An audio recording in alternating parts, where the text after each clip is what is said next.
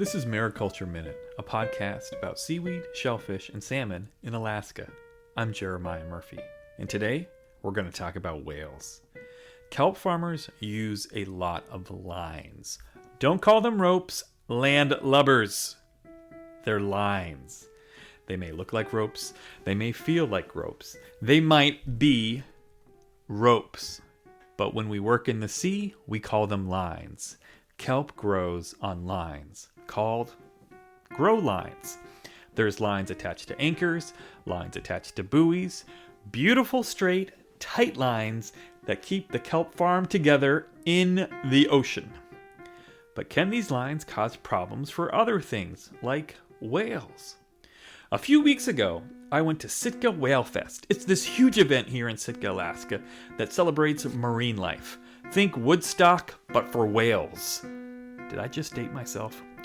There's all sorts of cool stuff like an art show, activities like snorkeling, or necropsy.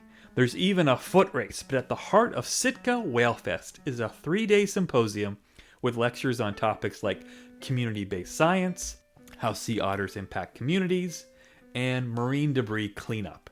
It's 3 days packed with science, stories, and information.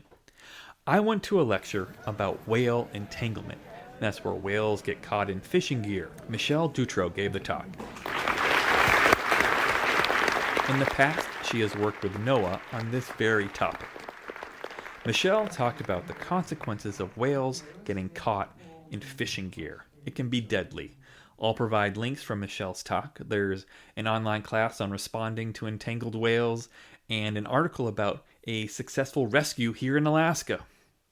But during the Q&A, I got to ask my question. I was just wondering, is there any record of whales being entangled in like seaweed farming gear? Yeah, great question. That's so aquaculture. Now, I had my phone on my lap recording this, so the audio quality isn't the best. But Michelle answered my question by saying in Alaska there haven't been any whale entanglements in aquaculture gear. But she did say that since mariculture is a fledgling industry, we can still learn from research and practices on the East Coast. Here's Michelle. There's some really fantastic research being done into weak link technology, as well as ways to make the material kind of bend or just be more firm. The risk that we run is when lines have slack. That's any kind of vertical line that has a lot of slack in it. Michelle gives some solid information there. First, she mentions weak link technology.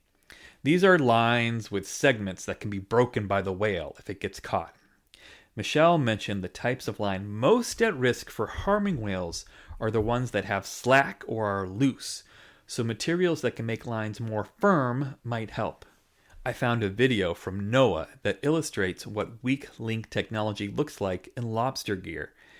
It looks like it might adapt well to kelp farming gear in Alaska. I'll include a link to the video.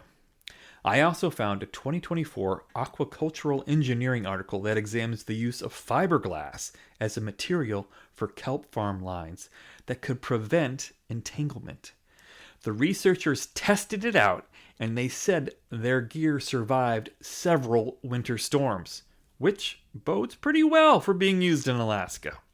I'll link to that article too. And I'll also keep looking for more research on preventing whale entanglement in kelp farms. Here's another quote from Michelle's response to my question. NOAA is actively working with the aquaculture industry to bring those technologies to Alaska so that we can be ahead of rather than reacting to it once it's already an issue. You can find the links I mentioned at kelpshow.com. I'll also have links with phone numbers to report entangled marine mammals. This includes whales, sea lions, and seals. And I found an article on the World Wildlife Fund on their efforts to help with whale entanglement in kelp farms. They're funding a study to develop sensors that could let kelp farmers know about an entanglement as soon as it happens. I also wanted to include a link to an article about whale entanglement in British Columbia. This was with fish farm gear. It's pretty thorough and might have some applications to Alaskan aquaculture. Finally, on my tour of the Whale Entanglement Ocean Farm Internet, I found a short article by Lucy Towers on thefishsite.com on how to prevent whale entanglement on mussel farms. Tips include keeping lines and nets taut, have fatter buoys on the end and thinner ones in the middle, and deploying spat lines before migratory species arrive. I'd like to thank Michelle Dutro for giving this lecture at Sitka Whale Fest and answering my question about kelp farm gear. I think this is a real interesting topic to follow. We all want to keep the whales healthy, and maybe this technology could give us better kelp farms.